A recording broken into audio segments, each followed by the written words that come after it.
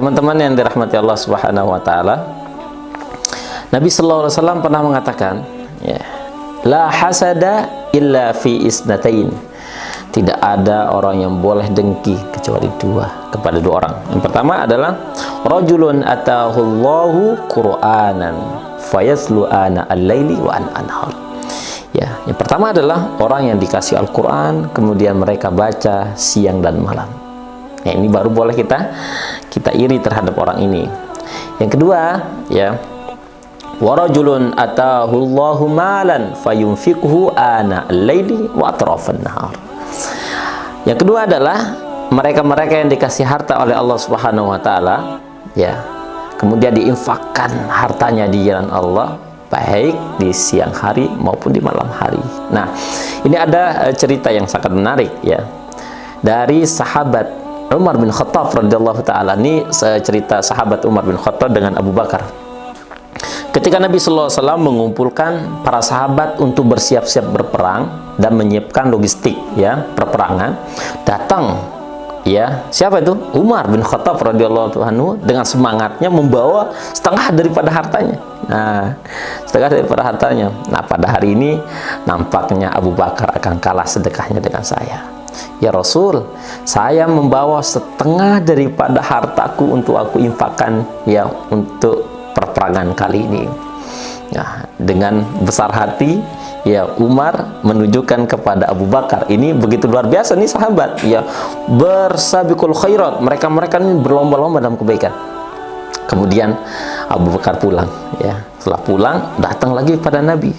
Ya Nabi Allah, sesungguhnya aku membawa seluruh hartaku di jalan Allah Subhanahu wa taala, aku akan infakkan. Kemudian Nabi bertanya, wahai Abu Bakar, apa yang kamu tinggalkan untuk, ya, anak dan istrimu? Masya Allah, ya, jawaban Abu Bakar, Allahu wa rasuluh, aku tinggalkan Allah dan Rasulnya. Allahu Akbar. Inilah kedermawanan dua seorang sahabat ini, Umar dan Abu Bakar.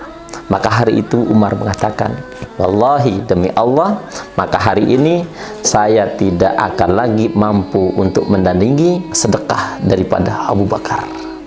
Apa pelajaran penting dari kisah ini? Pertama, menggambarkan bagaimana keteladanan para sahabat Nabi Sallallahu Alaihi Wasallam. Yang kedua, bagaimana pengorbanan para sahabat Nabi Sallallahu Alaihi Wasallam terhadap agama ini. Yang ketiga, Nabi ingin mengajarkan kepada kita bagaimana hasil didikan baginda Muhammad Sallallahu Alaihi Wasallam, ya, ketika gurunya baik maka akan menghasilkan murid-murid yang baik. Yang keempat, ya, ini mengajarkan sesungguhnya semakin banyak kita mengeluarkan harta kita jalan Allah, maka semakin banyak pula kebaikan-kebaikan yang kita akan dapatkan. Yang kelima, sejauh mana kita mengeluarkan harta kita, maka akan sejauh itu pula Allah akan mengali dengan kalian langit. Tentunya ini tidak akan pernah ditemukan di kalian dan kalkulator manusia. Yang keenam dan terakhir, ya, semakin banyak orang itu bersimpati mengeluarkan hartanya di jalan Allah Subhanahu wa taala, baik itu untuk kepentingan agama Allah, baik itu diberikan kepada orang-orang yang berhak, maka Allah akan jadikan hati seseorang itu akan menjadi lunak. Maaf, kenapa kadang-kadang hari ini kita memiliki hati-hati yang tidak pernah tenang, bahkan hatinya keras menerima kebenaran, keras menerima ajaran, keras menerima kebaikan. Karena bisa jadi hati kita ini keras, karena hati kita ini seperti batu, balhum asyaddu minal qaswah, bahkan lebih keras daripada batu, bahasa Quran. Kenapa? Karena ketika kita dititipkan harta ini, ya, seolah-olah ini adalah harta kekayaan yang pernah kita hasilkan dari jerih payah kita sendiri. Nah, jangan sampai kita seperti Qarun. Ketika Nabi Musa datang kepada Qarun kemudian meminta, ya, hak-hak, ya, Bani Israel pada waktu itu, dia mengatakan, wahai Musa, sesungguhnya ini adalah jerih payahku. Nah, teman-teman, dalam kisah ini mengajarkan kepada kita sensitivitas terhadap orang lain. Kenapa? ya semakin, sekali lagi, semakin banyak kita berbagi, semakin banyak pula Allah mengalih kebaikan kita.